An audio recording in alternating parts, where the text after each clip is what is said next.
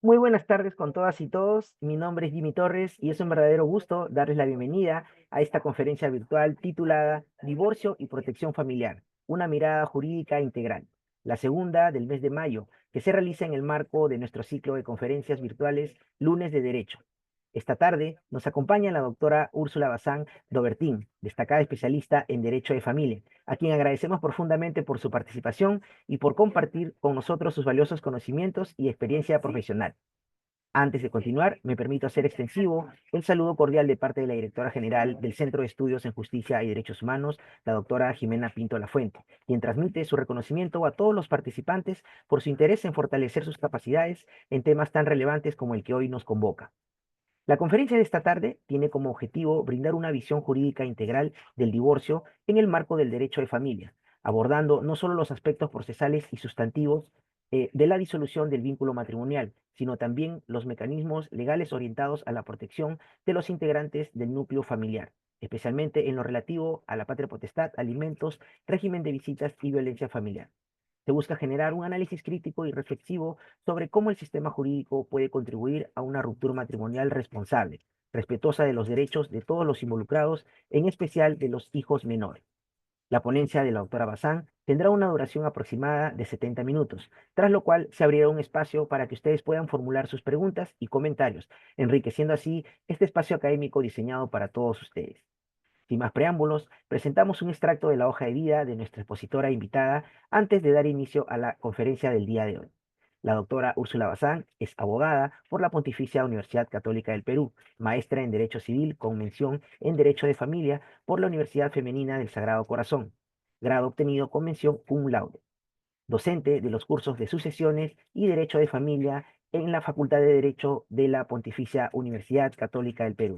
Bienvenida a los lunes de Derecho, doctora Bazán. Es un gusto tenerla con nosotros esta tarde. Muchas gracias, Jimmy. Gracias por la invitación. Es un gusto para mí poder compartir con ustedes en esta oportunidad.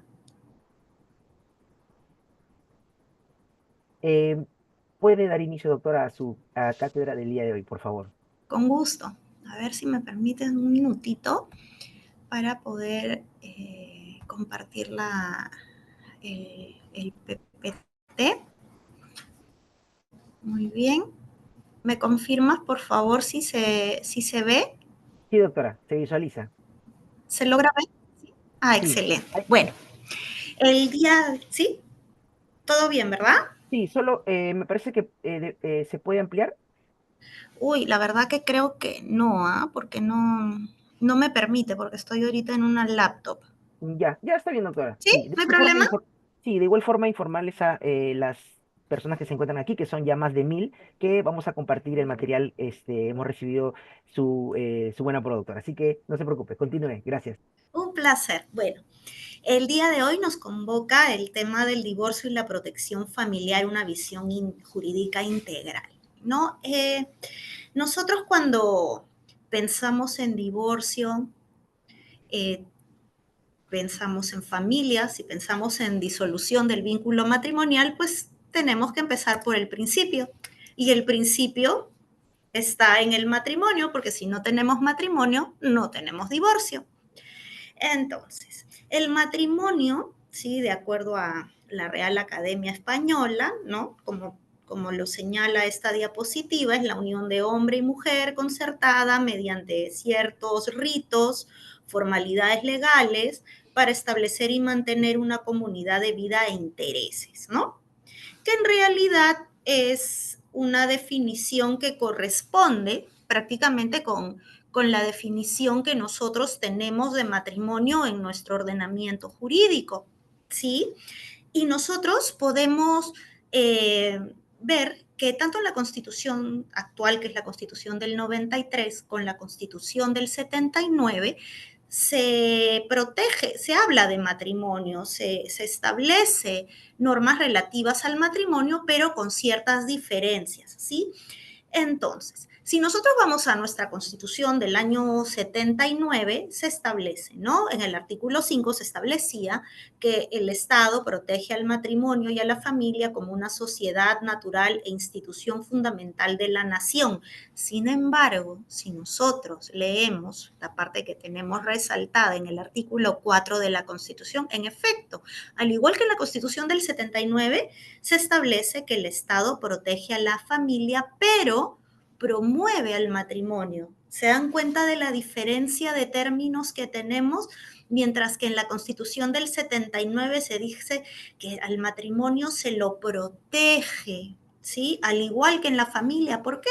Porque en la Constitución del 79, constituciones anteriores, pues se concebía al matrimonio, pues entre comillas, como la forma ideal de conformar una familia. Sin embargo, van cambiando los paradigmas del derecho de familia y se considera y se acoge el hecho de que hay diferentes maneras de formar familia, que el matrimonio no es la única, ¿no es cierto? Porque también pues tenemos a las uniones de hecho, hay familias monoparentales, tenemos familias ensambladas, entonces por eso es que la Constitución del 79 protege a la familia, pero al matrimonio lo promueve, ¿no? Entonces, ¿qué quiere decir? Que se supone, ¿no? Se supone que no va a haber requisitos muy costosos para contraer matrimonio, que no va a haber formalidades extremas para contraer matrimonio. Ahí también vemos, ¿no? Bastantes promociones de matrimonios, de bodas que se hacen comunitarias, por ejemplo, ¿no? Todo ello para promover el matrimonio, ¿no? Pero lo cierto es que la familia para nuestra Constitución es un instituto natural y fundamental de la sociedad. ¿Y qué nos dice nuestra Constitución? Que la forma del matrimonio y las causas de separación y disolución van a ser reguladas por la ley, que en este caso pues es el Código Civil vigente, ¿sí? Entonces, nosotros, como señalaba hace un momento, tenemos un principio de promoción del matrimonio, ¿sí? Se promueve el matrimonio, no es la única forma de constituir familia, ¿sí? Y no es que haya un derecho constitucional al matrimonio, ¿sí? Pero está dentro de lo que es el desarrollo al libre desarrollo de la persona, ¿sí? Si mi meta o mi plan de vida es contraer matrimonio, pues esto es parte de mi derecho al desarrollo y puede ocurrir también que estas dos personas que se han unido en matrimonio ya no comparten ese proyecto de vida en común por diferentes razones, o porque ya no se llevan bien, o porque alguna de ellas ha faltado a uno de los deberes del matrimonio y que por lo tanto pues se va a decaer este vínculo y finalmente se va a disolver. Bien, entonces, para poder conversar de lo que es el matrimonio y las teorías que hay al respecto, ¿sí? Nosotros podemos divisar en el doctor Barsi, ¿sí? Que hay una teoría contractualista, ¿no? En la cual se ve al matrimonio como si fuera un contrato, ¿no? En el cual se presenta la voluntad de las partes que deciden un régimen patrimonial y es un contrato de derecho de familia que regula la vida en común. Hay otra teoría, ¿no es cierto?, que es anticontractualista, ¿sí?, que señala que el matrimonio es una institución natural del ser humano, una forma de realización personal, lo cual es cierto porque está dentro del derecho al libre desarrollo de la personalidad y es una institución trascendental, ¿no es cierto?, para la subsistencia del ser humano, pero claro, no va a ser la única. Y hay una teoría ecléctica, ¿no?, que señala que el matrimonio es un acto complejo, ¿no?, que por un lado hay una manifestación de voluntad, obviamente, de los cónyuges para que existan efectos patrimoniales y se hace mediante formalidades, es una institución personal y social, pero ojo, ¿hay efectos patrimoniales? Sí, porque los contrayentes van a decidir qué régimen patrimonial los va a regir, o si es la sociedad de gananciales, o si va a ser la separación de patrimonios. Pero el matrimonio no es un acto donde haya prestaciones patrimoniales. Es por tanto que el matrimonio no podría ser considerado como un contrato. Por lo tanto, su disolución no se va a realizar de la misma manera en que nosotros disolvemos un contrato, porque el matrimonio va más allá de eso, ¿sí? En derecho de familia es una rama en la cual se involucran mucho las emociones de las personas, entonces muchas veces los abogados tenemos que jugar a los psicólogos y tratar de entender a las personas para que finalmente puedan lograr tener justicia, ¿no? Al momento en que su matrimonio entra en crisis, sobre todo cuando hay niños y adolescentes de por medio, ¿sí? Entonces, ¿qué es lo que dice nuestro Código Civil respecto del matrimonio, ¿no? Que es la unión voluntariamente concertada por un varón y una mujer legalmente aptos para ella, ¿no es cierto? Entonces, más allá de lo que nosotros consideramos que debe estar o no regulado, el Código Civil señala que es un varón con una mujer. Ojo, a esto lo señalo muy aparte de lo que podamos nosotros considerar respecto a si debe estar regulada o no otra forma para contraer matrimonio, ¿sí? Pero ¿qué es lo que se señala? Que el marido y la mujer tienen autoridad en el hogar, comparten la autoridad en el hogar, tienen las mismas consideraciones, tienen derechos iguales, responsabilidades iguales, ¿sí? Y entonces cuando no se está cumpliendo con las responsabilidades, cuando no se está cumpliendo con los deberes, es que decae este vínculo matrimonial y finalmente puede incluso disolverse a través del divorcio, ¿sí? Entonces, como yo les explicaba hace un momento, hay dos regímenes patrimoniales dentro del matrimonio. Uno de ellos es la sociedad de gananciales, que implica que existen bienes propios de cada cónyuge y bienes de la sociedad de gananciales. Y eso es muy importante cuando queremos hablar de divorcio. ¿Por qué?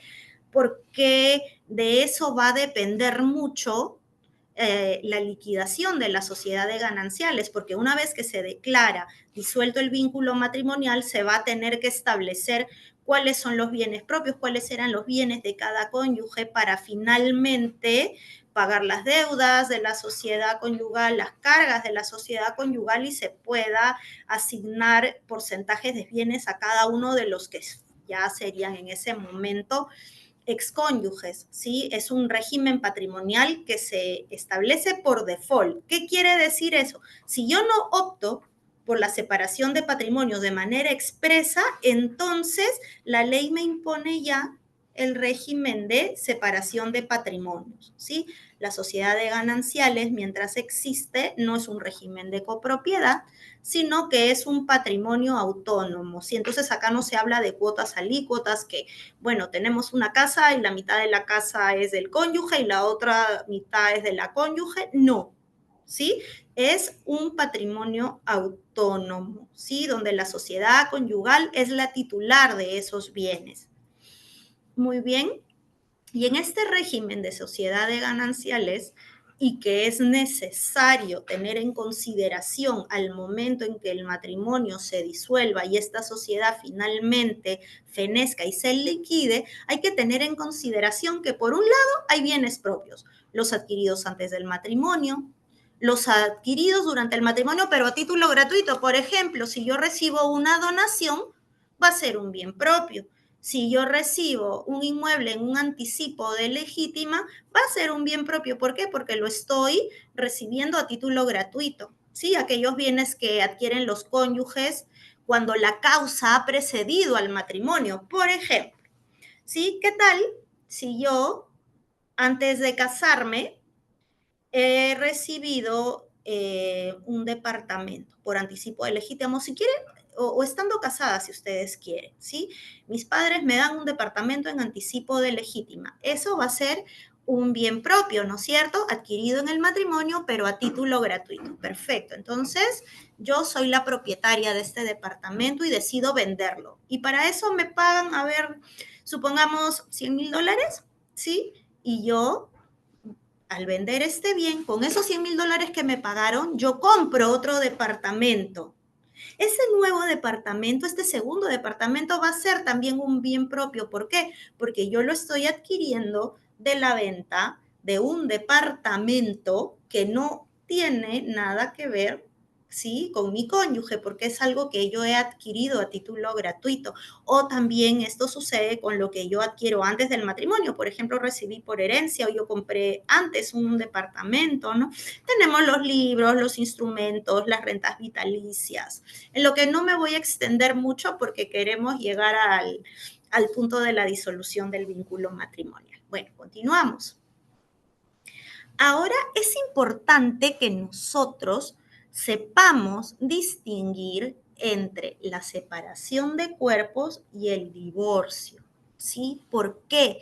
Porque a través de la separación de cuerpos, los cónyuges en efecto van a dejar de cohabitar, pero se va a mantener el vínculo matrimonial. El juez puede decir, ustedes están separados, ¿sí? Los declaro separados, ya sea por causal de adulterio, violencia y etcétera, y todas las causales que establece el Código Civil en el artículo 333. Sin embargo, en el divorcio hay un plus. Además de dejar de cohabitar, el vínculo matrimonial deja de existir, ya no hay vínculo matrimonial. En la separación de cuerpos se suspende el deber de lecho y habitación, ¿sí? Hay una suspensión de ese deber. Sin embargo, con el divorcio, ese deber ya cesa, ¿ok?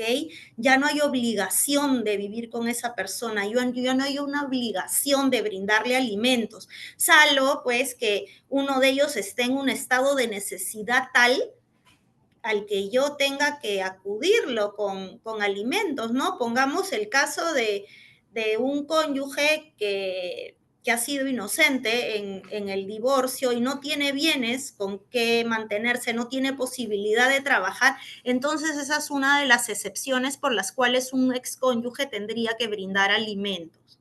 ¿Sí? Y, por ejemplo, también en el caso de la suspensión del deber de lecho y habitación, cuando nosotros hacemos un divorcio notarial, por ejemplo, de separación convencional y divorcio ulterior, en la audiencia que se tiene con el notario, él no va a declarar los divorciados, los va a declarar separados y ahí se establece claramente que se ha suspendido el deber de lecho y habitación y ya la extinción de este derecho se da con el divorcio, mientras que en la separación sigue habiendo deber de fidelidad, es decir, que si ya esta pareja se ha ido al notario, por ejemplo, si estamos ante una separación convencional y divorcio ulterior, han cumplido con los requisitos, tienen la audiencia con el notario y el notario los declara separados, le dice, ok, chicos, ya no tienen que vivir juntos, ya no hay deber de habitación, de lecho, pero sí todavía tienen deber de fidelidad, el cual se rompe, cesa, se acaba cuando el vínculo matrimonial se ha disuelto, ¿sí? Pero algo común que tienen la separación de cuerpos con el divorcio son las causales, que las vamos a revisar dentro de un momento, y que en ambos casos va a fenecer la sociedad de gananciales. Muy bien. Ahora, los bienes sociales, ¿sí? Retomando el tema de los regímenes patrimoniales, hemos conversado que constituyen un patrimonio autónomo, que no pertenecen a ninguno de los cónyuges y no hay copropiedad, ¿sí? Y esta sociedad de gananciales, ¿sí? Va a fenecer, ¿sí? Con la separación o con el divorcio, ¿sí? No hay cuotas alícuotas y recién se va a poder dividir cuando se haya liquidado la sociedad de gananciales y los gananciales van a ser el remanente, es decir, se disuelve el vínculo de matrimonial. Un juez declara el divorcio, ¿ok? Cuando se declara el divorcio, esta sentencia, si no es apelada, va a subir en consulta al superior jerárquico, que sería la sala de familia o la sala mixta, según sea el caso, para que apruebe esta sentencia. ¿Sí? Luego que el superior jerárquico aprueba la sentencia, esta va a regresar al juzgado de origen. Entonces se va a establecer cuáles eran las cargas, la herencia de la sociedad conyugal y los bienes que quedan, ese remanente, ¿sí? Será dividido en partes iguales entre los excónyuges y esos son los gananciales, ¿sí? Entonces, antes de que se puedan dividir, se tiene que haber liquidado, pagado las deudas, las cargas y recién ahí podemos hablar de una repartición de estos bienes que quedan de remanente. Muy bien. ¿Por qué fenece la sociedad de gananciales? Uno, por la invalidación del matrimonio. El patrimonio puede haber sido declarado nulo, por ejemplo, por la separación de cuerpos, como hemos señalado hace un rato, por divorcio, que es el tema que nos convoca el día de hoy, por declaración de ausencia, por muerte o por cambio de régimen patrimonial, porque dentro del matrimonio yo puedo haberme casado por el régimen de sociedad de gananciales y decidir con mi cónyuge cambiar este régimen al de separación de patrimonios. ¿Sí? Y cuando se extingue la sociedad de gananciales. Eso es muy importante porque tiene bastante relación con el tema del divorcio. Uno, por muerte de uno de los cónyuges, obviamente, ¿sí? Se extingue la sociedad de gananciales por declaración de muerte presunta o ausencia. Cuando se notifica una demanda de invalidez de matrimonio, cuando se notifica la demanda de divorcio. ¿Qué quiere decir? Que cuando se ha notificado la demanda de divorcio, por ejemplo, Pedro y Ana están casados. Pedro demanda el divorcio a Ana y el día en que esa demanda le es notificada a Ana es que ya se extingue la sociedad de gananciales y ya cada uno puede comprar sus bienes y cada uno va a ser el propietario de sus bienes. Cuando se notifica también la demanda de separación de cuerpos. Muy bien. Y bueno, tenemos otros motivos por los cuales se extingue la sociedad de gananciales, que es con el cambio de régimen patrimonial, con la demanda de separación de bienes y, claro, con la separación de hechos, ¿sí? Acuérdense que una de nuestras causales de divorcio es la separación de hecho, ¿sí? Durante 2 años, si es que no hay hijos menores de edad, o durante 4 años, si es que hay hijos menores de edad, entonces ahí se va a señalar que la sociedad de gananciales se va a extinguir. ¿En qué momento? Cuando ocurre esa separación de hecho o cuando se ha producido este abandono, ¿no? Del hogar conyugal. Muy bien. Continuemos. Doctora, ¿Sí? doctora, discúlpeme, si solamente un segundito nos indican nuestros participantes que el PPT continúa en la lámina uno. Ah, no te puedo creer. Ay, Sí, qué raro. A ver, vamos a ver. sí, doctora. A ver, voy a salir y volver a entrar. Ya. Ah, me Ahí está hubieran dicho. avanzando, ajá, está Ahí avanzando ahí. está. Sí, está avanzando. Está en deberes de los cónyuges, en la lámina 13. A ver, ¿lo ves como deberes de los cónyuges? Sí, sí, ahora sí, doctora. A ver, vamos a probar. ¿Se ve ahí? ¿Se ve que lo estoy Sí, sí, pasando? no, Ahí se ha se ve quedado sus en consecuencias. Ah, se ha quedado en perfecto, el ¿no? 13. Ah, entonces, ¿sabes qué? Lo vamos a hacer, creo que lo vamos a hacer de esta forma, creo. Ahí creo que sí lo ven sin Sí, ahí inconveniente, sí. ¿verdad? Ujú, ahí sí, Perfecto. doctora. Entonces, mejor lo hacemos así. ¿Sí? ¿Les parece? Muy bien. Entonces, dentro del matrimonio existen deberes, ¿no es cierto?, de los cónyuges. Uno, el deber de fidelidad. Se supone que si yo me caso con una persona es para solamente estar con esa persona con la que voy a tener mis hijos o no tengo hijos, pues voy a convivir con esa persona y no va a haber absolutamente nadie más. ¿No es cierto? No voy a tener ninguna relación con un tercero. Dentro de los deberes de los cónyuges está la asistencia mutua, ¿no es cierto? El cuidarse mutuamente, el hacer la vida juntos, el alimentarse, el atenderse, no preocuparte de si tu esposo o tu esposa está enfermo, enferma, ¿no? Que el uno busque el bienestar del otro. Y también está el deber de cohabitación, porque si tú estás casado, casada, tú tienes la obligación de vivir con tu cónyuge, tienen la obligación de vivir juntos, porque si te casas es para que vivas con esta persona. Esa es la razón por la que uno está casándose, ¿no es cierto? ¿Por qué? Porque la idea es emprender un proyecto de vida juntos, ¿no es cierto? Una vida en común. Pero, ¿qué pasa? Puede ser que estos deberes dejen de cumplirse, como el de la fidelidad. ¿Qué pasa si uno de los cónyuges tiene una relación con otra persona? ¿O qué pasa si tú te alejas de tu cónyuge, no le brindas asistencia, ¿sí? Lo abandonas, ¿sí? O dejas de vivir con esta persona, dejas de cumplir estos deberes, entonces ahí es cuando yo ingreso en una causal de divorcio. establecida por la ley. El incumplimiento de estos deberes de los cónyuges trae consigo una causal de divorcio. ¿Logran ver la siguiente diapositiva? Sí, doctora. Sí, entonces creo que esta figura de la torta de matrimonio partida en dos lo demuestra todo, ¿no? Una imagen vale más que 1000 palabras, ¿no? Se quiebra el matrimonio cuando no se cumplen estos deberes y se puede originar una causal de divorcio. Muy bien.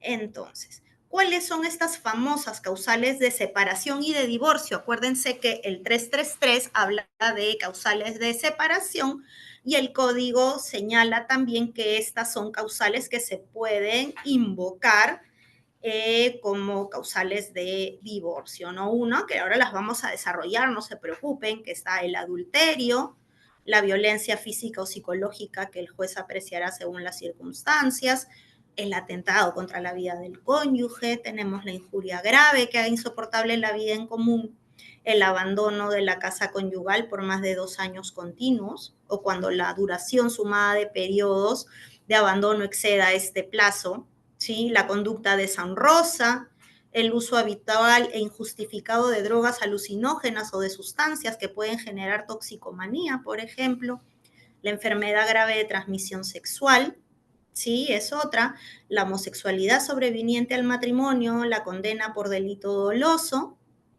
la imposibilidad de hacer vida en común, que es una causal que está muy en boga, ¿no? Cuando no encuentran otras causales, a veces las personas, los litigantes intentan meter como sea la imposibilidad de hacer vida en común y vamos a ver que no siempre es posible.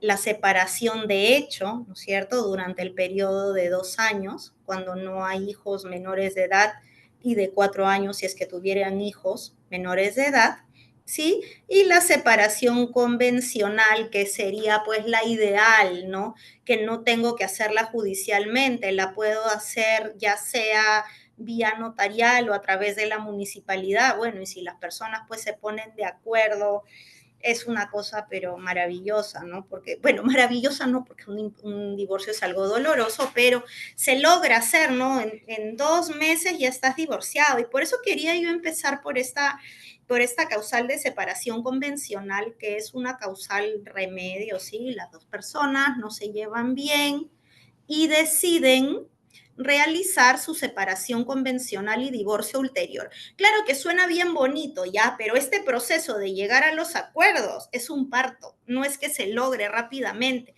Yo he visto casos, queridos amigos y amigas, en los cuales hay parejas han estado más tiempo separadas que casadas hasta que lleguen a su acuerdo y no tenían pues ninguna causal de divorcio, ¿no? Porque para lograr yo realizar una separación convencional y divorcio ulterior, tengo que cumplir con algunos pasos. Uno, si están casados bajo el régimen de sociedad de gananciales, van a tener que hacer el cambio del régimen patrimonial y sustituir la sociedad de gananciales por la separación de patrimonios. Y ahí pueden establecer, ¿no? Nuestros bienes son una casa, un carro, un terreno, cuentas de banco y ellos van a decidir qué porcentaje sobre los bienes va a tener cada uno e incluso pueden señalar, ¿no? El cónyuge se queda con la casa, la cónyuge con el carro y ahí no, ahí lo que se va a respetar es el acuerdo de los cónyuges. ¿Sí? Ha habido casos en los cuales pues uno de los cónyuges se queda con el 80%, el otro con el 20%. En este caso ellos se van a poner de acuerdo. Eso es un paso. El siguiente paso es, si hay hijos, ¿sí? Menores de edad, los cónyuges obligatoriamente van a tener que conciliar en 3 temas, en la tenencia, el régimen de visitas y el régimen alimentario, ¿sí? Dentro de la tenencia ellos van a poder escoger o la tenencia compartida o la tenencia exclusiva, ¿sí? Y ahí se respeta el acuerdo de los padres, que es lo ideal, porque quiero hacer un paréntesis acá. Algo que es ideal y que, bueno, genera un poco de controversia en una ponencia en otro contexto, es que yo considero que a los niños hay que evitar judicializarlos. Si los padres se van a poner de acuerdo, es lo mejor que definan el tema de tenencia, el tema alimentario, porque si yo judicializo a un niño, ¿sí? El niño va a tener que pasar por lo siguiente. Judicializar es decir, si yo voy a iniciar una demanda de tenencia o dentro de mi divorcio por causal, yo coloco como pretensión accesoria la tenencia, que es obligatorio colocarla, pero si ya tengo una conciliación, pues no. Entonces, el niño va a tener que pasar por una evaluación psicológica del equipo multidisciplinario.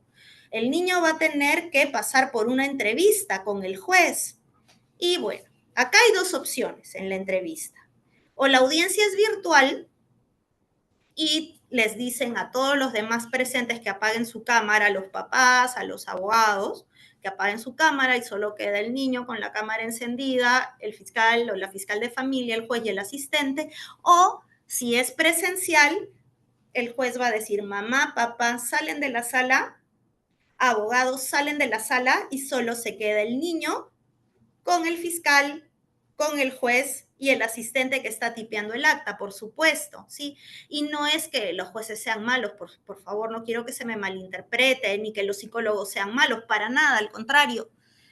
Los jueces hacen una función muy importante, pero los niños, para un niño no es nada bonito ir a un juzgado a que le hagan estas preguntas, ¿no? De cómo te gustaría visitar a tu papá, cómo te llevas con tu mamá, cómo te llevas con tu papá. ¿Por qué? Porque a veces los niños sienten que están traicionando al otro progenitor cuando contestan estas preguntas. Y es bien complicado. Por eso es que yo sostengo que es mejor llegar a acuerdos, por lo menos parciales en los temas de tenencia, visitas, para que ni los padres ni los niños, sobre todo, estén en la incertidumbre de cómo van a vivir, de cuál va a ser el régimen, en qué hogar van a estar más tiempo, quién de sus padres se va a encargar de ellos. Yo considero que eso es bastante importante, ¿no? Y además que debería ser suprimido ya este término de tenencia. En realidad debería de llamarse cuidado, como lo hacen nuestros amigos argentinos, porque en realidad tenencia se refiere a tener una cosa, ¿no? O sea, yo tengo este celular, ¿sí? Tengo este carro y en realidad el concepto en realidad es el cuidado, el día a día, la cotidianidad del niño, ¿sí? ¿Quién le da el desayuno? ¿Quién lo manda al colegio? ¿Con quién hace las tareas? Eso es, por eso debería de llamarse cuidado. Pero bueno, eso entre paréntesis se los digo porque también estamos hablando de la protección que deben tener los niños y adolescentes en el marco de la disolución del vínculo matrimonial. Muy bien, continuamos. Muy bien. Nosotros tenemos dos sistemas de divorcio. Entonces, existen dos sistemas de divorcio. Nosotros tenemos un sistema mixto, uno que es el divorcio remedio y el otro es el divorcio sanción. ¿Sí? El divorcio remedio consiste en aquel sistema en que no hay un cónyuge culpable o inocente, sino que hay un cónyuge más perjudicado, de repente el que se quedó con menos bienes o el que dejó de trabajar de repente por dedicarse a la familia, sí, pero no hay culpables, no hay inocentes, simplemente hay causal objetiva, por decirlo de algún modo, para disolver el vínculo matrimonial y de otro lado la puede demandar cualquiera de los cónyuges, incluso si hay un hecho propio. Por ejemplo, el caso puntual es la separación de hechos. Si yo me fui del hogar conyugal, emprendí mi nueva vida, yo demando a mi cónyuge por separación de hecho. ¿Ok? Y el otro sistema de divorcio es el divorcio sanción, donde hay un culpable y hay un inocente. ¿Y quién va a ser el culpable? Aquel que no cumplió o vulneró con los deberes que impone el matrimonio, como la fidelidad, por ejemplo, o el de cohabitación cuando ha abandonado al otro cónyuge. ¿Sí? Ese va a ser el culpable y esa causal tiene que probarse. Si hubo una infidelidad, la tengo que probar y hay un cónyuge inocente, ¿sí? Y en este caso del divorcio sanción no se puede demandar hechos propios, ¿sí? Entonces he retrocedido a propósito a la diapositiva anterior, ¿sí? Si nosotros vemos las causales de separación y de divorcio únicamente son divorcio remedio, ¿sí? La separación de hecho, de los cónyuges, que está en el inciso 12 del artículo 333, por un periodo interrumpido de 2 años o de 4 años, según sea el caso, si es que tienen hijos menores de edad, y la separación convencional. Entonces acá no estamos hablando de culpables, no estamos hablando de inocentes, sino que estamos ante dos causales en las cuales lo que se busca es, como su nombre lo indica, remediar una situación insostenible, ¿no? Un matrimonio que ya no existe porque ya no están viviendo juntos o porque ambos decidieron que este proyecto de vida se acaba y que ya simplemente pues no vamos a continuar y nos ponemos de acuerdo y nos vamos al notario, nos vamos a la municipalidad y nos divorciamos. Muy bien. Ahora, el divorcio va a tener consecuencias. En primer lugar, el cese de la obligación alimentaria. Si los cónyuges se divorcian, ya no tienen la obligación de alimentarse el uno al otro, salvo excepciones. ¿Sí? Por ejemplo, el cónyuge inocente no tiene bienes, está imposibilitado de trabajar. Supongamos que estamos ante una persona discapacitada, totalmente discapacitada de manera absoluta, y que no hay forma que esta persona trabaje, no tiene las condiciones, pues ahí tendrá que darle cierta ayuda alimentaria para que pueda subsistir. O también en el caso que uno de los excónyuges, aunque hayan dado motivos del divorcio, se encuentre en indigencia, ahí pues habrá una obligación alimentaria también. ¿Sí? Otra consecuencia es la indemnización por daño moral. Lo que se ve mayormente, o mejor dicho, las indemnizaciones son más altas, más palpables cuando se ha tratado de un divorcio por separación de hecho, ¿sí? De 2 o de 4 años según sea el caso. El cónyuge culpable puede perder gananciales, incluso también, bueno, lo que se da de todas maneras es la pérdida de derecho hereditario. Ya estemos en divorcio remedio o divorcio sanción, los excónyuges no tienen derechos hereditarios. Es decir, yo me divorcio, mañana mi excónyuge fallece, yo no le voy a heredar absolutamente nada, porque no hay derecho hereditario entre excónyuges.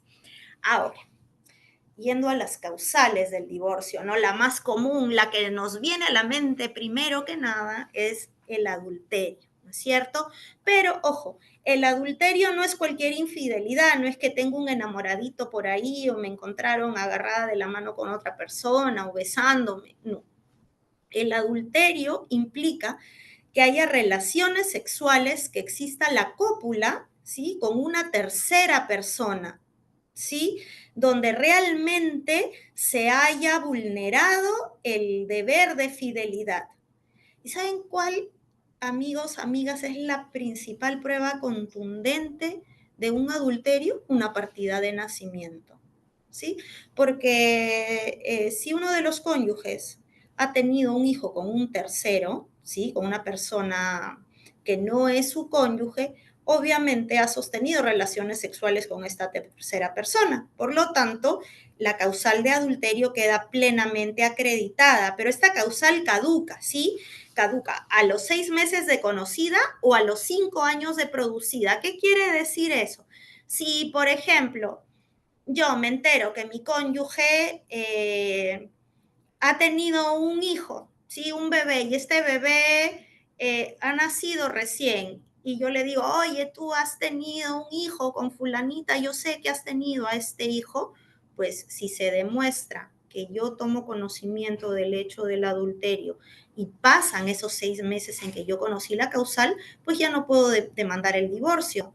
O a los 5 años de producida, ¿qué pasa si yo no me he enterado de, de este nacimiento? Entonces, tendré 5 años para yo poder demandar el divorcio por causal de adulterio, pero no puede interponerse si el ofendido lo provocó, ¿sí? Que creo que no requiere mayor explicación, lo consintió o lo perdonó. Por ejemplo, ¿no? Yo le digo a mi cónyuge, oye, ¿sabes qué? Sí, yo sé que has tenido a tu hijito que está recién nacido, pero sigamos viviendo juntos, mi amor, yo te perdono y se demuestra que yo sabía perfectamente de que él había tenido un hijo con otra persona, pues ahí estoy perdonando el adulterio, estoy cohabitando con mi cónyuge, por lo tanto ya no puedo demandar el divorcio. Acuérdense que la Constitución promueve al matrimonio, entonces también pues es que nosotros no tenemos un divorcio incausado, tenemos causales de divorcio.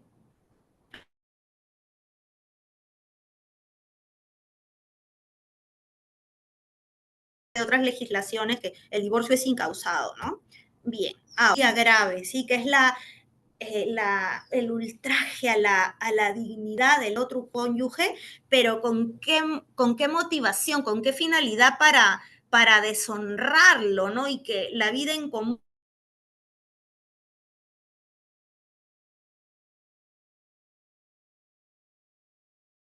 soportable. ¿Qué pasa si, por ejemplo, yo denuncio a mi cónyuge o le hago una querella, por ejemplo, un pretexto para divorciarme? Entonces acá estoy incurriendo en injuria grave o una denuncia falsa de maltrato físico, ¿sí? Y esta denuncia es archivada y se demuestra pues que yo he estado mintiendo, que esta denuncia es falsa, entonces acá voy a estar dentro de una causal de injuria grave y esta caducidad se produce a los 6 meses, ¿sí? O sea, pero supongamos, pues estamos ante un caso de una denuncia falsa. Yo no voy a saber que esta denuncia es falsa hasta que se acabe la investigación, ¿no es así? Entonces es ahí cuando recién yo voy a poder ampararme en esta causal de divorcio para poder solicitarla judicialmente, ¿sí? Entonces, estos actos vejatorios, ¿sí? El ridiculizar a esta persona, ¿sí? Decir afirmaciones falsas de ella, estos insultos, ¿no? Están dentro de la injuria grave, pero sobre todo lo encontramos dentro de lo que son las denuncias falsas, ¿no? Es lo más, digamos que lo más común para hablar de injuria, ¿ok? Es más, les puedo contar anecdóticamente que en un proceso de divorcio que tuve la oportunidad de ver hace muchos años, y esto no es broma, es cierto, ya, la cónyuge dijo que el cónyuge se creía Wolverine de los X-Men, les juro por Dios que eso fue cierto, ¿sí? Y si yo estuviera diciendo en público, oye, ¿sabes qué? Mi esposo es un loco, que se cree Wolverine, de repente ahí también estoy ultrajando su dignidad porque estoy poniendo en cuestión su lucidez, ¿no? Eso los dejo para un análisis porque es bastante controversial, pero sí, les cuento esto como anécdota, se lo pueden contar a sus amigos, a sus colegas, porque es algo que me ha pasado. Y en estos años he podido ver de todo. Bueno, ahora, la siguiente causal, ¿sí? La violencia física o psicológica, que es una realidad latente en el grupo familiar. Nosotros podemos distinguir, ¿sí? De acuerdo a la ley 30364, que es la ley contra la de prevención contra la violencia hacia la mujer y los integrantes del grupo familiar, tenemos en primer lugar la violencia física, ¿sí? El daño corporal, digamos que los golpes, cachetadas, es violencia física, pero también está la negligencia, el descuido. Por ejemplo, ¿qué pasa si mi cónyuge está operado de la cadera? ¿Sí? Cuando una persona está operada de la cadera, tiene que permanecer con reposo absoluto, no puede subir escaleras, bajar escaleras, le tienes que llevar la comida, no lo puedes dejar solo, y yo me descuido, me voy una semana y dejo ahí a mi cónyuge, ¿no? Sin comer, sin asearse, ahí también estamos hablando de descuido, porque pues estoy privando a esta persona de sus necesidades básicas. Entonces ahí también podemos hablar de violencia física. ¿Sí? No es solamente el golpe, la cachetada, también es el descuido de esta persona donde yo simplemente pues me sustraigo de sus necesidades. La violencia psicológica, ¿sí? La violencia psicológica pues es el menoscabo, el aislamiento, la humillación, el ridiculizar a esta persona, a mi cónyuge delante de otras personas, ¿sí? Y eso es bastante común también, ¿sí? ¿Y cómo se define si ha habido violencia psicológica? En realidad la manera de determinar si ha habido violencia psicológica es como un examen psicológico, y en realidad lo recomendable para poder ampararse en esta causal es haber obtenido una sentencia de, de violencia, ¿sí? Es haber acabado con todo este proceso y que con la pericia psicológica que se le hace al agredido y al agresor se determine, ¿no? La existencia de la violencia. También estamos dentro de la violencia sexual, también puede haber violencia sexual entre los cónyuges, y algo muy interesante que incorpora la ley 3364 es la violencia económica o patrimonial, que también es parte de la violencia psicológica, porque a veces uno de los cónyuges sí gana mejor, tiene más recursos y empieza a mezquinarle al otro, ¿no? Te corto las tarjetas, no te dejo que administres la economía de la casa. Entonces, pues ahí también podemos estar hablando de un tema de menoscabo económico, ¿sí? En los recursos patrimoniales, ¿sí? A ver, cuando uno no le permite que el otro haga las compras, por ejemplo, algo que puede sonar tan sutil, tan frío, pero no es así, porque si los cónyuges tienen igualdad en la administración del hogar, pues se supone que ambos deben tomar las decisiones, ¿no? Entonces el hecho de yo hago las compras, tú no te metas, es una manera de hacer un castigo económico, ¿no? O te doy tanto aunque pueda darte más y tú ya verás cómo estirar la plata. Eso es una manera de violencia, ¿sí? Y este proceso de violencia familiar, ¿sí? Tiene dos etapas. Uno, la etapa de protección o etapa tutelar, donde se dan las medidas de protección, ¿sí? Por ejemplo, la prohibición de agredir a la víctima, ¿sí? El alejamiento, son, son medidas de protección. También hay medidas cautelares, como por ejemplo la tenencia provisional de los hijos, alimentos. Sí, pero estas medidas de protección se caracterizan, ¿por qué? Por ser provisionales. Entonces, ahí todavía no se ha definido si se produjo o no la violencia. Entonces, puede ser que ya yo demando violencia, pero no la he acreditado. Entonces ahí es un poco complicado que yo obtenga una sentencia, una demanda de divorcio fundada en causal de violencia física o psicológica. Y la otra etapa del proceso de violencia familiar es la de sanción, donde se atribuye realmente la responsabilidad, ¿no? ¿Y qué establece el Código Civil? Que esta caducidad se produce a los 6 meses de producida la causal, ¿no? Entonces puedo decir, oye, pero ella me ha denunciado hace 6 años y no ha obtenido una sentencia, o recién está demandando el divorcio y dice que yo la estoy atacando desde hace 10 años. Pues no, acuérdense que la violencia no necesariamente es un solo acto, podemos estar ante violencia continuada, y lo que señalan algunos jueces es que, y algunas vocales, es que la violencia familiar se debe tratar desde un enfoque de género. Sí, y a veces pues los hombres, general, muchas veces, aprovechan de que tienen más recursos y así menoscaban psicológicamente a la mujer, cuando puede ocurrir también lo contrario, sí, puede ser al revés. Estas cosas no distinguen, sí, no distinguen género, pero se producen entre los integrantes del matrimonio, ¿no? Entonces, esa es la causal de violencia física o psicológica. Luego, a ver, tenemos la causal de conducta deshonrosa. Hace un rato conversábamos acerca de la causal de adulterio. ¿Se acuerdan? Es la primera causal que hemos tocado. Y esta causal de adulterio significa que haya habido relaciones sexuales, ¿sí? No es que yo tenga mi enamoradito, no es que me tomaron una foto besándome, no, ahí se tenía en el adulterio que acreditar que había relaciones sexuales. Sin embargo, en la conducta deshonrosa, nos encontramos frente a actos impropios, recurrentes, continuos, permanentes, ¿sí?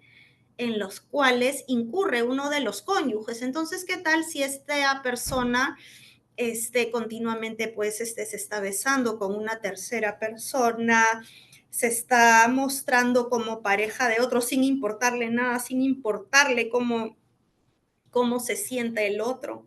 O de repente pues se abre una cuenta de OnlyFans que es tan común, ¿no es cierto? ¿Y qué causa en el otro? Es un vejamen para el otro, esta conducta es insoportable, la vida en común, ¿sí? Y entonces, si esta conducta deshonrosa es pública, es recurrente y hace insoportable la vida en común, entonces estoy ante una causal de conducta deshonrosa. O puede ser que ya hayan estado separados los cónyuges, pero esta conducta hace imposible que se retome la convivencia. Entonces ahí estamos ante una causal de conducta deshonrosa, pero yo no puedo señalar que la conducta deshonrosa sea un acto privado. Sí, por ejemplo, una vez ocurrió un divorcio que tuve la oportunidad de ver, no les voy a decir a quién patrocinaba yo, pero uno de los cónyuges vio en la computadora que tenían en la casa que la cónyuge estaba teniendo un chat con un ex compañero de colegio y decían te amo, mi amor, mi vida, te adoro, y se notaba que tenían una relación. Entonces el cónyuge intentó utilizar la causal de conducta deshonrosa y el juez dijo que no, que esa causal era infundada. ¿Por qué? Porque se requería publicidad. Y entonces ahí no, digamos que no había pues una humillación pública a él, ¿no? Sin embargo, finalmente les cuento anecdóticamente que ahí sí se disolvió el vínculo matrimonial, pero por la causal de imposibilidad de hacer vida en común que vamos a tratar en unos minutos. Luego tenemos el abandono injustificado del hogar conyugal, ¿no? Esta imagen nos muestra mucho, ¿no? ¿Qué es el abandono injustificado del hogar conyugal? Es un divorcio, es una causal de divorcio sanción y es el alejamiento injustificado de una de las dos partes del hogar. Y ojo, acá tenemos que diferenciar abandono de retiro, ¿sí? El retiro es el alejamiento que yo hago del hogar conyugal, por ejemplo, para evitar que me maltraten, para evitar que me ocasionen un daño. Pero el abandono es el alejamiento injustificado. ¿Para qué? Para sustraerme de mis deberes como cónyuge, para sustraerme de repente de mi deber de fidelidad, para sustraerme de repente de mi deber de asistencia, de sostener a la otra persona económicamente, para sustraerme de mis deberes en el hogar de la familia y para sustraerme de mi deber de cohabitación. Y el elemento temporal, sí, que establece la norma es que sea de 2 años, o bien 2 años continuos, o que la suma de estos periodos, sí, sume 2 años, pero ojo, esta causal no se va a configurar si, por ejemplo, uno de los cónyuges se tiene que ir de viaje a otro lugar por motivos de trabajo. Ahí no estamos hablando de abandono injustificado, porque el abandono, como su nombre lo indica, tiene que ser injustificado con el propósito de sustraerte a tus obligaciones, ¿sí? Y en estos casos de si me voy por una beca, si me voy por motivos laborales, pues no se va a configurar la causal de abandono. Mucho, mucho cuidado con eso. Luego, la causal, pues a la que todo el mundo quiere acudir, pero que no necesariamente va a lograrse, es la de imposibilidad de hacer vida en común. Esta es una causa de divorcio sanción. Y miren qué interesante, ¿no? Que cualquiera pensaría que se trata de una causal de divorcio remedio, ¿no? Porque, ya no me llevo bien con ella, tenemos incompatibilidad de caracteres, nos agarramos a los sartenazos, por lo tanto, yo ya no lo quiero y me voy y ya me quiero divorciar. Pues no. ¿Basta con decir que no lo quiero? Pues no, requiere probanza. ¿Y qué quiere decir esto? Que yo tengo que probar que esta imposibilidad de hacer vida en común es imputable al otro cónyuge.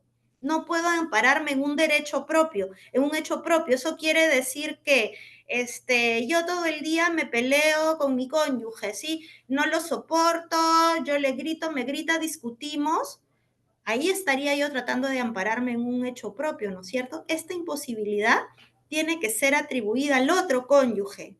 Por ejemplo, si uno abusa del otro, ¿no? En el sentido de no hay, por ejemplo, una equidad, ¿no? En los quehaceres de la casa y hay demandas judiciales, uno demanda al otro y están metidos en un proceso de tenencia, en un proceso de régimen de visitas, procesos de violencia familiar y se terminan empapelando, ¿sí? Ahí puedo hablar de una causal de imposibilidad de hacer vida en común. O cuando se incumplen los deberes que derivan del matrimonio, también podemos hablar de imposibilidad de vida en común, ¿no? Entonces esta relación ya es insostenible, ya este matrimonio no existe, pero tengo que probar que quien ha incurrido en esta causal es el otro. O sea, acá no existe que tenemos incompatibilidad de caracteres y los dos nos llevamos mal por igual, no. Tengo que acreditar que es culpa del otro cónyuge. Y luego, pues, tenemos a una causal, pues, que es sumamente objetiva, ¿sí? Que es la causal de separación de hecho, ¿sí? Si no hay hijos menores de edad, pues este alejamiento tiene que ser de 2 años. Si hay hijos menores de edad, tiene que ser de 4 años. ¿Cómo puedo yo comprobar que ha habido este alejamiento? Pues con una denuncia, ¿sí? Con una constancia de retiro voluntario, yo puedo demostrar que ya no existe, ¿no? Que ya no existe la convivencia. Y en esta causal, a diferencia de las demás, ¿sí? Yo puedo invocar un hecho propio. Entonces acá tenemos la figura, ¿no? De un hombre que se va de la casa. Él podría invocar esta causal, ¿sí? Porque acá no estamos hablando de cónyuge inocente o culpable, sino de cónyuge más perjudicado y esto lo vamos a profundizar en un momento. Sí, entonces el juez va a tener que pronunciarse respecto a quién es el cónyuge más perjudicado. Ahora, ¿podría invocarse esta causal cuando están viviendo en la misma casa, pero están en diferentes habitaciones? La respuesta es sí. Yo he visto muchos casos en los cuales no viven en la misma casa, no duermen juntos y estamos perfectamente ante esta causal. Muy bien. ¿Sí? Esta causal novedosa, relativamente nueva, porque ya han pasado como 10 años de que se ha implementado, más de 10 años, Dios mío, como 13 años, ya no más, 20 años, 22 años. Bueno, desde el 2002 está esa causal aproximadamente, ¿sí?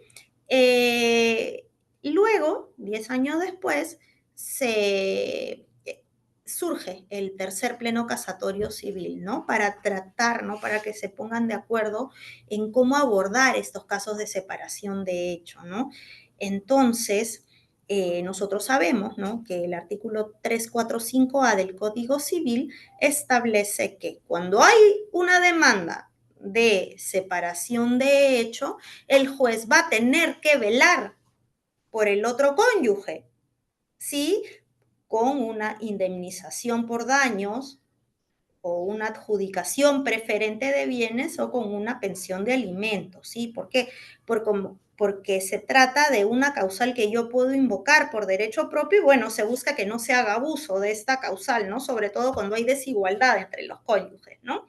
Entonces, en el tercer pleno casatorio civil se determinaron criterios para establecer quién es el cónyuge más perjudicado y cuáles son los criterios para establecer la indemnización.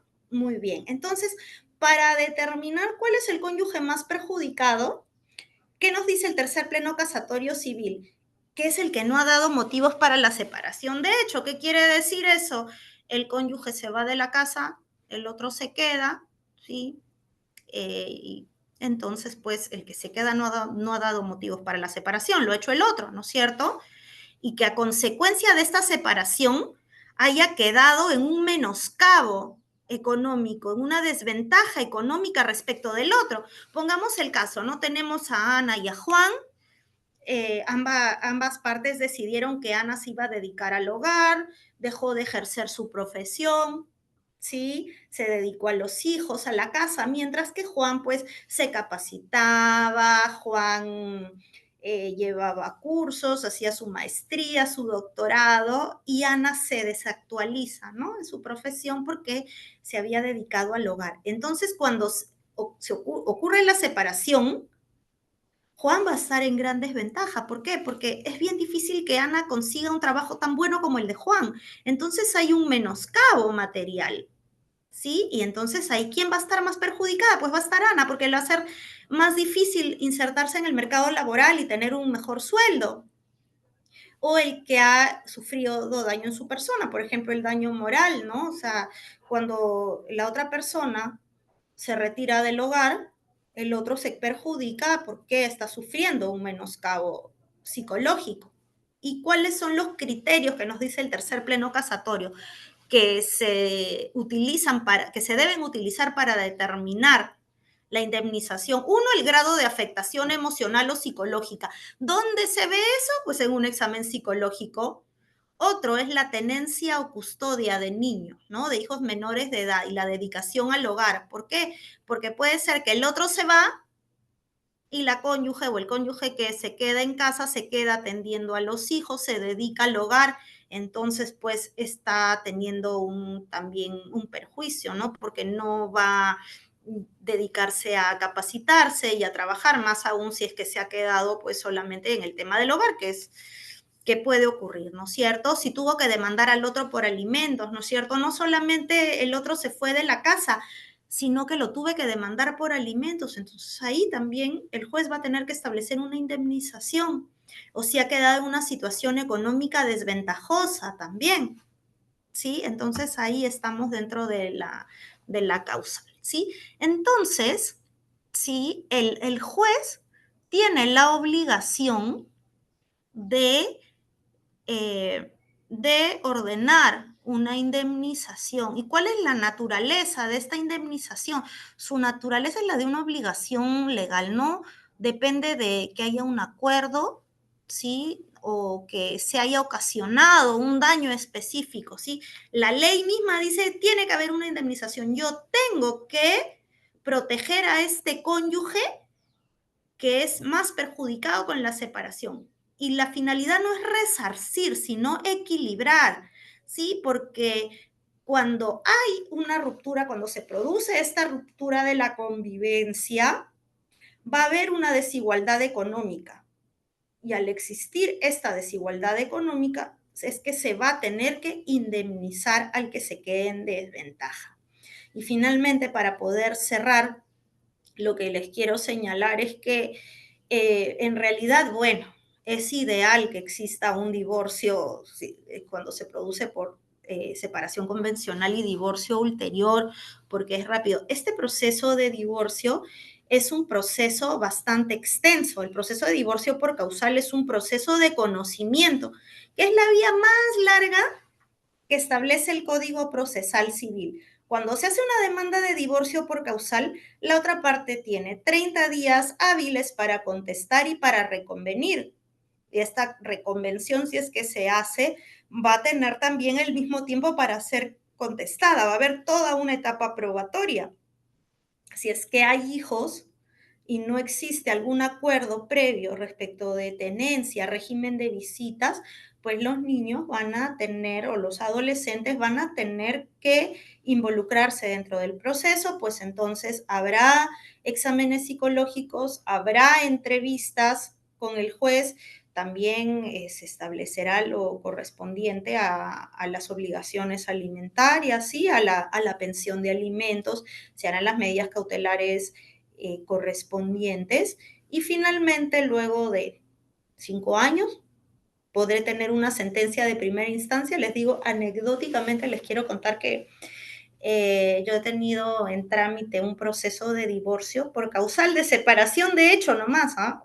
Causal de separación de hecho, que es una causal objetiva que inició en el año 2015 y recién el año pasado he tenido una sentencia de primera instancia. Son procesos sumamente largos, y yo creo que los que estamos del otro lado del escritorio, es decir, los abogados, también tenemos la obligación ética y moral de decirles a nuestros patrocinados pues que intentemos ponernos de acuerdo, obviamente sin permitir que uno abuse del otro, pero sí es necesario buscar la conciliación en todo momento, ¿no? Entonces, eso es lo que yo deseaba compartir con ustedes, ¿sí? Y si tienen pues alguna duda al respecto, acá estamos para poder absolverlas.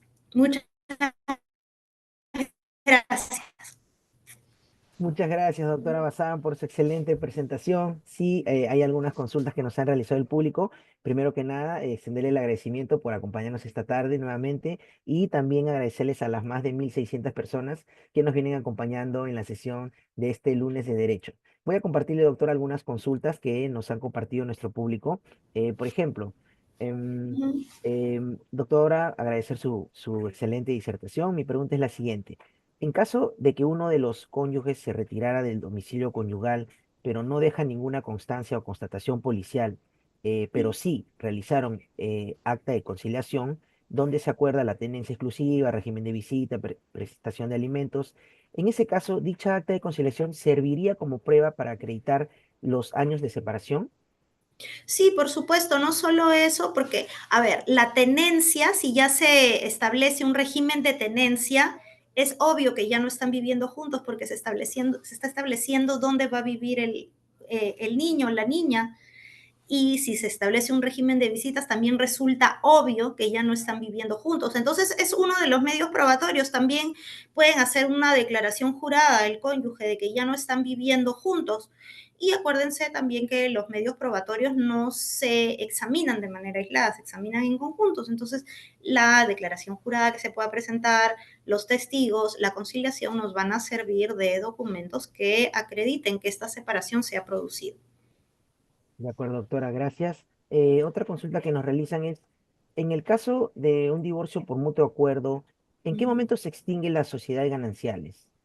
La sociedad de gananciales va a fenecer al momento en que se declara la separación en la audiencia notarial, pero la liquidación, es decir, ya señalar quién tiene cada bien, se va a producir al momento del divorcio, salvo que en el régimen de separación de patrimonio se haya establecido quién se queda con qué, ¿no? O sea, a ver, acá ya tenemos que distinguir cuándo cesan el deber del lecho y habitación y cuándo fenece la sociedad de gananciales. Si yo estoy en un divorcio por causal, la sociedad de gananciales va a fenecer al momento en que se notifica la demanda. Sin embargo, cuando yo entro a un divorcio de separación convencional y divorcio ulterior, yo ya estoy entrando con mi sociedad de gananciales fenecida porque hay una exigencia legal de que para que yo invoque, ¿sí?, la separación convencional y divorcio ulterior, tengo que llegar con mi conciliación de sustitución de régimen patrimonial. Entonces ya estoy con la sociedad fenecida. De acuerdo, doctora, gracias por resolver esa consulta. Otra pregunta que nos comparten es, a ver, ¿no cree usted, doctora, que la visión del divorcio ha cambiado y ahora es más compleja y multifacética? ¿No cree usted que actualmente el divorcio se ve menos como una ruptura social y más bien como una opción personal para resolver problemas matrimoniales? Por ejemplo, ¿por qué necesito una causal para divorciarme si no la tuve para casarme? ¿Qué opinión tiene usted? Ay, me gusta mucho esa pregunta, ¿no? En realidad yo soy de las personas que considera que el divorcio debería ser incausado. Sí, que no tenga yo que alegar una causal, porque las causales son bastante complejas, pero claro, ¿no? Bueno, de repente es polémico lo que voy a decir, ¿no? Pero yo creo que debería haber las capitulaciones matrimoniales, ¿no? Que se debería establecer el divorcio incausado, pero también establecerse legalmente la protección que va a tener el cónyuge o el cónyuge más perjudicado, la compensación económica que va a tener, ¿no? Los argentinos, por ejemplo, tienen el divorcio incausado, ¿no? Debería ser así. Yo creo que facilitaría mucho, ¿no? No solamente ver el divorcio como un fracaso, como una disolución del vínculo matrimonial, sino también de la regulación de una situación que ya no funciona, porque en realidad, vamos, seamos honestos, cuando yo ya llego a un divorcio por causal, es porque ya ese matrimonio se quebró. Entonces, ¿para qué prolongar lo inevitable? Pero sí considero que debería previamente haber claridad respecto de la protección que va a tener el perjudicado. Gracias, doctora. Otra consulta que nos comparten ¿es posible invocar en la demanda de divorcio dos causales de divorcio? Por supuesto que sí, no hay problema. Yo puedo invocar, por ejemplo, adulterio y a la vez violencia física y psicológica. No hay ningún problema. De acuerdo, doctora. A ver, esta consulta es, las publicaciones en redes sociales sobre una nueva relación, por ejemplo, puede ser considerada como prueba de infidelidad como causal, o sea, ¿se considera prueba de infidelidad como causal de divorcio? Sí, pero como conducta deshonrosa. ¿Sí? ¿Por qué? Porque acuérdense que el adulterio no es cualquier infidelidad, tiene que haber habido una relación sexual. En cambio, la conducta deshonrosa, pues ya yo estoy casado y no me importa, pues me presento con este chico como mi enamorado, mi amor, mi vida, ¿no? En mis redes sociales y todo el mundo lo ve. Y eso menoscaba a mi cónyuge, obviamente, pues, ¿no? Porque ya el pobre hombre, pues, está sufriendo de verme que yo tengo una relación con otro, ¿no? Y que esta relación subsiste porque tiene que subsistir, ¿sí? En ese momento y es una causal de divorcio, pero más enfocada a conducta deshonrosa, no como adulterio. De acuerdo. Otra consulta que nos realizan es, ¿se podría divorciar convencionalmente sin esperar el plazo legal ante un notario u otras instancias, sabiendo que se cuentan con hijos? No, ¿sabes lo que pasa? Que si yo quiero hacer un divorcio por separación convencional, la ley me exige que me establece el plazo. ¿Por qué? Porque se supone, ¿no? Que el Estado, pues, ¿no? Promociona el matrimonio. El Código Civil es del año 84. En esa época estaba vigente la Constitución del 79. El Estado protegía el matrimonio, ¿no? Entonces ahí pues se buscaba, ¿no? Proteger, ¿no? La ley no te permite, ¿no? O sea, simplemente no hay una norma que diga que tú puedas prescindir de ese plazo. De acuerdo, doctora, gracias. Otra consulta que también nos comparten es, cuando el juez de familia tiene que establecer el monto por daños y perjuicios para el cónyuge afectado, ¿qué parámetros considera normalmente? Bueno, como les explicaba hace un momento, es si uno de los cónyuges tuvo que demandar al otro por alimentos, ¿no? Desde que se fue de la casa, si de repente puede ser el perjudicado, no el que se quedó, sino el que se fue de repente y el otro ha estado haciendo uso de la casa y el otro no tiene bienes, por ejemplo.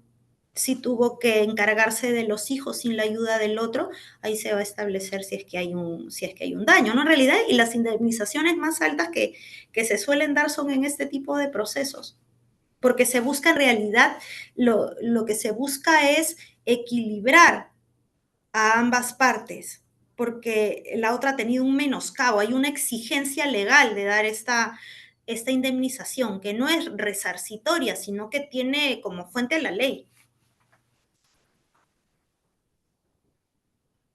Gracias, doctora, por absolver esa consulta. Y bueno, yo quería pedir, doctora, ya llegando a la parte final de esta sesión, que nos pueda hacer de repente una última, a manera de conclusión, quizás, doctora, unas últimas palabras de parte suya, porque la verdad que este tema ha sido muy interesante. Hemos tenido también muchas preguntas, en algunos casos redundan, pero hemos tratado de simplificarlas para poder compartírsela.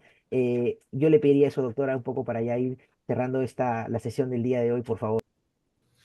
Muy bien, primero que nada agradecerles por la invitación, ha sido de verdad un gusto poder compartir con ustedes, ¿sí? Creo que hasta nos ha quedado corto el tiempo, ¿no? Que podemos hacer una parte 2. Y también la reflexión es, a ver, abogados, litigantes como yo, colegas, es buscar en todo momento que las partes se pongan de acuerdo. A veces los abogados nos paramos en esta soberbia profesional y queremos demostrar que le estamos ganando al otro o alimentamos ese deseo que tiene el patrocinado de ganarle al otro y de ver a los hijos como trofeos de guerra, porque finalmente en estos temas de divorcio los perjudicados son los hijos, los niños y los adolescentes. Entonces tenemos que evitar situaciones injustas y la primera manera de evitar una situación injusta, la más idónea, es ponerse de acuerdo. Tratemos de no judicializar a los niños. Perfecto. La inmediación es maravillosa, la inmediación en los procesos judiciales, pero podemos evitar en la medida de lo posible que los niños y estos problemas se judicialicen para lograr eh, una resolución del conflicto de manera oportuna y rápida. Muchísimas gracias, doctora Bazán. Hemos llegado entonces a la parte final. Le agradecemos a usted, doctora, nuevamente. Agradecemos a las 1.600 personas que nos han acompañado en esta tarde. La verdad que es un tema muy importante. Y bueno, nosotros solo nos queda esperar, doctora, que de repente en otra ocasión nos pueda acompañar nuevamente. La verdad que hemos disfrutado con su excelente disertación. Le agradecemos mucho. Gracias a ustedes.